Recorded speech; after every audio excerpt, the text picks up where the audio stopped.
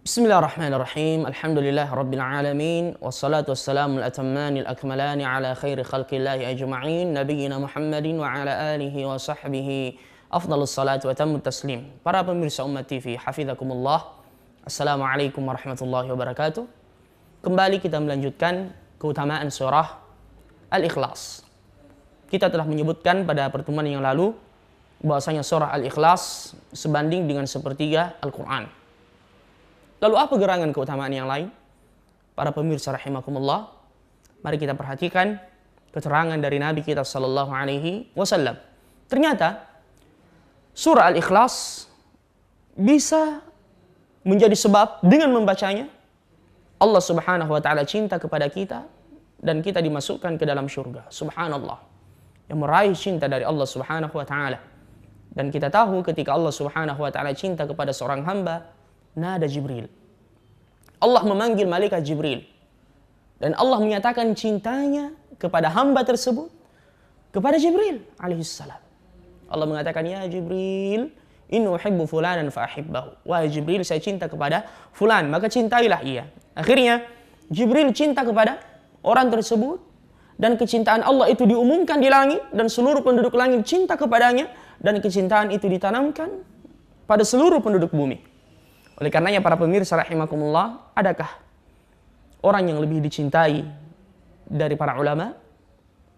Mereka lah orang-orang yang mewarisi ilmu para nabi sallallahu alaihi wasallam dan mereka sangat dicintai. Ya bahkan kematian ulama, kata Ibnu Mas'ud, adalah thulmah, musibah yang sangat besar bagi umat ini. Karena mereka adalah masabihud duja.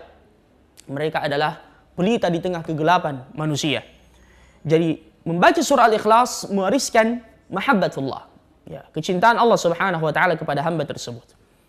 Mari kita perhatikan dalilnya dari Aisyah radhiyallahu anha, anna Nabi sallallahu alaihi wasallam, bahwasanya Nabi sallallahu alaihi wasallam ba'atha rajulan ala sariyah, pernah mengutus seorang lelaki untuk menjadi pemimpin atau komandan dalam sebuah pasukan yang dikirim oleh Nabi sallallahu alaihi wasallam yang disebut dengan sariyah. Para pemirsa, tentara atau jihad yang dilakukan di zaman Nabi Shallallahu Alaihi Wasallam, terkadang beliau pimpin secara langsung dan terkadang beliau mengirim pasukan yang menyerahkan kepemimpinannya kepada salah seorang dari sahabat. Dan ketika pasukan itu tidak dipimpin langsung oleh Nabi Shallallahu Alaihi Wasallam, tidak dikomandoi langsung oleh Rasulullah, disebut sariyah. Dan komandan perang ini, wa kana yaqra'u li ashabihi fi salatihi, setiap kali ia menjadi imam, ia membaca surah Al-Ikhlas.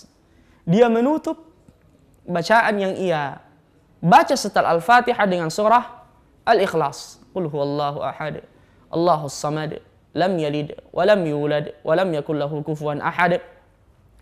Falamma raja'u, dan ketika mereka kembali menemui Nabi sallallahu alaihi wasallam, dzakaru dzalika lin-nabi sallallahu alaihi wasallam, mereka menyebutkan hal itu kepada Nabi sallallahu alaihi wasallam, faqal, Nabi kemudian berkata kepada mereka, saluhu, coba kalian tanya ya komandan kalian atau orang tersebut, li ayyi syai'in yasna' dzalik, mengapa ia melakukan hal itu?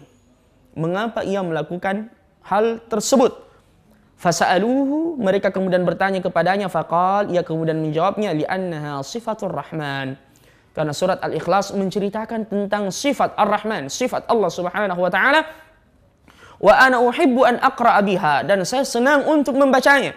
Faqala an-nabiy sallallahu alaihi wasallam, Nabi kemudian berkata, akhbiruhu anna Allah yuhibbuh, sampaikan kepada lelaki tersebut bahwasanya Allah Subhanahu wa taala cinta dengan hal tersebut. Wa fi riwayatin ukhra, ya, dalam riwayat yang lain dari Anas, hubbuka iyyaha adkhalakal jannah, kecintaanmu kepada surah Al-Ikhlas menjadi sebab engkau dimasukkan ke dalam surga. Subhanallah. Jadi surah yang pendek ini, para pemirsa rahimakumullah, mengundang cinta dari Allah Subhanahu wa taala dan menjadi sebab seseorang dimasukkan ke dalam surga. Namun ada satu hal yang perlu kita perhatikan di sini.